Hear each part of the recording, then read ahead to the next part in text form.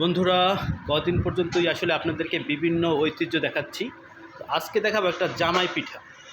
তো এই পিঠাগুলো মূলত নতুন জামাইকে যখন বরণ করে ঠিক ওই সময় তাদেরকে খাওয়ানো হয়। তো আজকে অনেক দিন পরে সে জামাই পিঠা পেলাম। একটা উপহার সামগ্রী ছিল আমাদের জন্য, আমাদের ফ্যামিলির জন্য, আমাদের ছোট বোনের। তো উপহারটা সত্যি অসাধারণ এবং খেয়ে খুব ভালো লাগছে, চমৎকার।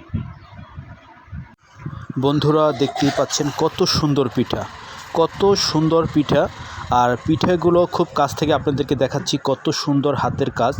তো এটার জন্য আসলে প্রচুর পরিমাণে আসলে পরিশ্রম করতে হয় এই পিঠাগুলো তৈরি করার জন্য, অনেক খাটাখাটনি।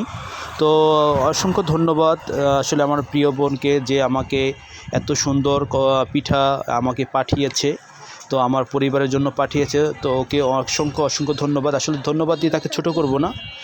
সে অনেক কষ্ট করে আমাদের জন্য পিঠাগুলো পাঠিয়েছে, আর পিঠাগুলো আমরা খেলাম।